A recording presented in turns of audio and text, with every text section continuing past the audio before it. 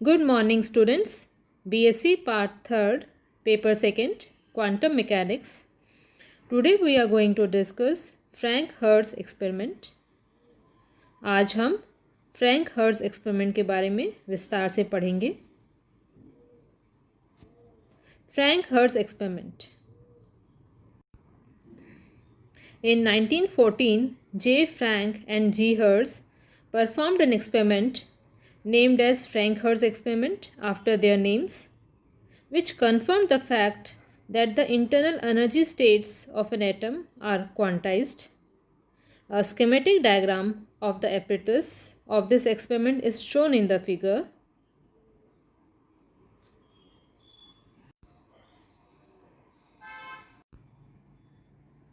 Diagram में हम देख रहे हैं कि एक ट्यूब है जिसके एक एंड पर कैथोड सी है.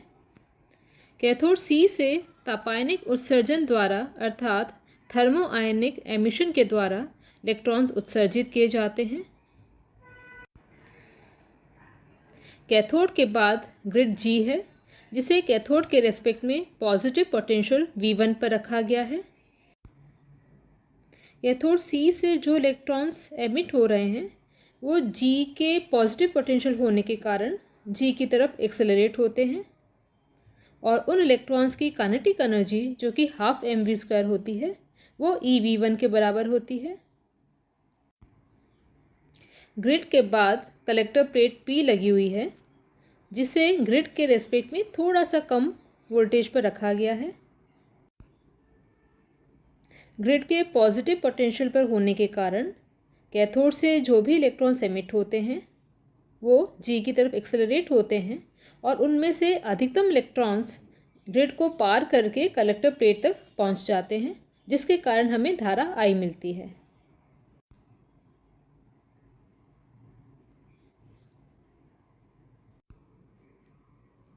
इलेक्ट्रॉन्स की काइनेटिक एनर्जी हाफ mv² को हम eV1 के बराबर लिख सकते हैं और V2 पोटेंशियल V1 से थोड़ा सा कम है इसलिए हम V2 को लिख सकते हैं V1 माइनस डेल्टा V, जहाँ delta V is much less than V1.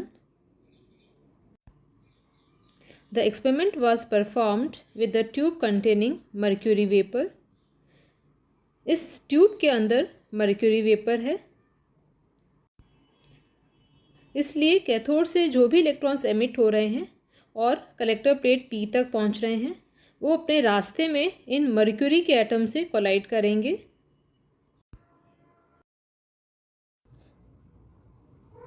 हम जानते हैं कि कॉलिजन्स दो तरह के होते हैं, इलास्टिक कॉलिजन्स और इनइलास्टिक कॉलिजन्स. इलास्टिक कॉलिजन्स अर्थात प्रत्यास्थ टक्कर. प्रत्यास्थ टक्कर में एनर्जी कंजर्व होती है अर्थात टक्कर से पहले और टक्कर के बाद एनर्जी बराबर ही होगी. और क्योंकि मर्क्यूरी का एटम बहुत हैवी होता है इलेक्ट्रॉन के कंपैरिजन में, उसका मास बहुत ज़्यादा होता है, इसलिए इस प्रत्यास्थ टक्कर में इलेक्ट्रॉन की ऊर्जा टक्कर के पहले और टक्कर के बाद बराबर ही रहती है और ग्रिड जी पर पहुंचने वाले जो इलेक्ट्रॉन्स हैं उनकी गतिज ऊर्जा में कोई परिवर्तन नहीं होता, वो eV1 के बराबर है. eV1 is equal to half mv². उनकी ऊर्जा वही बनी रहती है. इस तरह प्रत्यास्थ टक्कर में इलेक्ट्रॉन्स की ऊर्जा में कोई चेंज नहीं होता है. लेकिन यदि इनइलास्टिक कॉलिजन्स हो अर्थात अप्रत्यास्थ टक्कर हो, अप्रत्यास्थ टक्कर में एनर्जी कंजर्व नहीं होती. इस अप्रत्यास्थ टक्कर में इलेक्ट्रॉन अपनी कुछ ऊर्जा मर्क्यूरी के एटम को ट्रांसफ़र कर देता है जिससे मर्क्यूरी का एटम ग्राउंड स्टेट से एक्साइटेड स्टेट में चला जाता है. इससे इलेक्ट्रॉन की ऊर्जा में जो कमी होती है वो अगर E है तो हम लिख सकते हैं final kinetic energy of electron is KE is equal to half mv1² is equal to eV1 minus E. यदि इलेक्ट्रॉन्स की इनिशियल एनर्जी eV1 E के बराबर हो या उससे थोड़ी सी ही अधिक हो, तो टक्कर के बाद इलेक्ट्रॉन्स की काइनेटिक एनर्जी या तो शून्य होगी या बहुत कम होगी, जिसके कारण ये इलेक्ट्रॉन्स प्लेट पी तक नहीं पहुंच पाएंगे और धारा में कमी आ जाएगी। अगर हम वोल्टेज V1 और धारा I में ग्राफ बनाएं तो हम देखते हैं कि V1 is equal to 4.9 volt पर करंट धीरे धीरे ड्रॉप होने लगता है और इसी तरह V1 is equal to 9.8 volt पर भी हमें एक बार और करंट ड्रॉप होते हुए दिखता है। V1 और I के बीच में ग्राफ यहाँ शो किया हुआ है।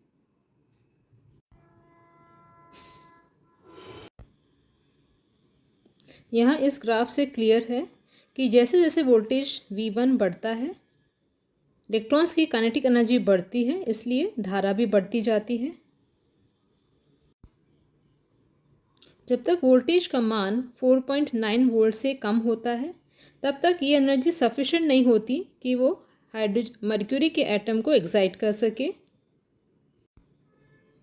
इसलिए कोई एनर्जी ट्रांसफ़र नहीं होता है। 4.9 वोल्ट से पहले इलेक्ट्रॉन और मर्क्यूरी एटम के बीच में जो भी टक्कर होती है वो प्रत्यास्थ टक्कर होती है।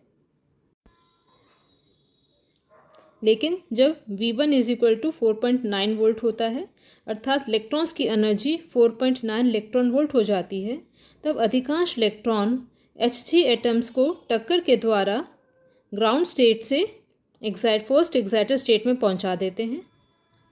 ये सभी ग्रिड G के पास होता है।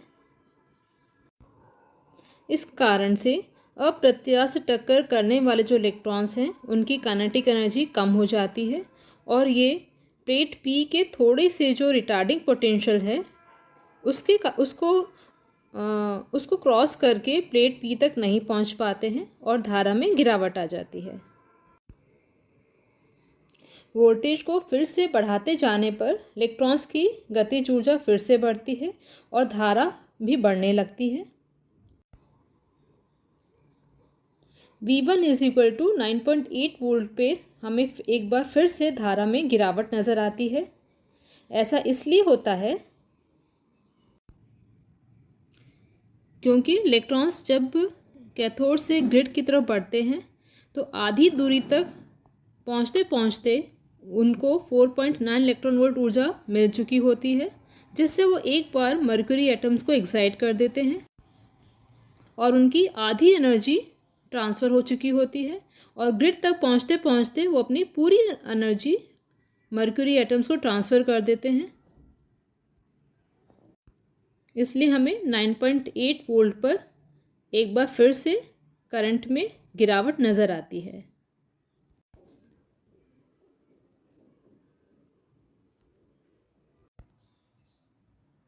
अगर हम मर्क्यूरी का एमिशन स्पेक्ट्रम देखें तो हमें 4.9 इलेक्ट्रॉन वोल्ट से पहले कोई भी स्पेक्ट्रल लाइंस नहीं दिखती है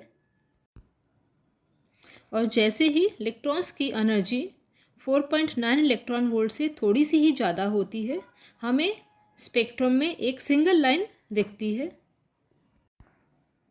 इस सिंगल लाइन की वेवलेंथ लगभग 2536 एंगस्ट्रॉन होती है, जिसके करस्पॉन्डिंग वेव नंबर होता है 39,500 पर सेंटीमीटर और फोटोन एनर्जी 4.9 इलेक्ट्रॉन वोल्ट के करस्पॉन्डिंग जो वेव नंबर है वो भी लगभग 39,500 पर सेंटीमीटर आता है।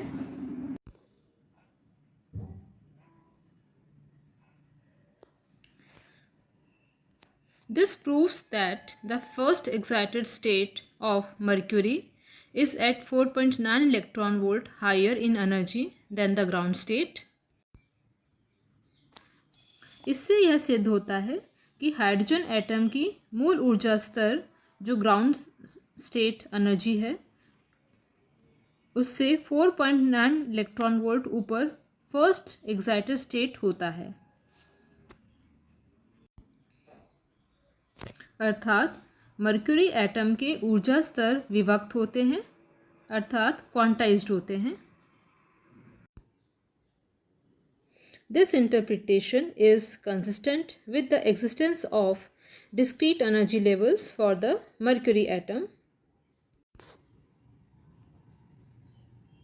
Thank you.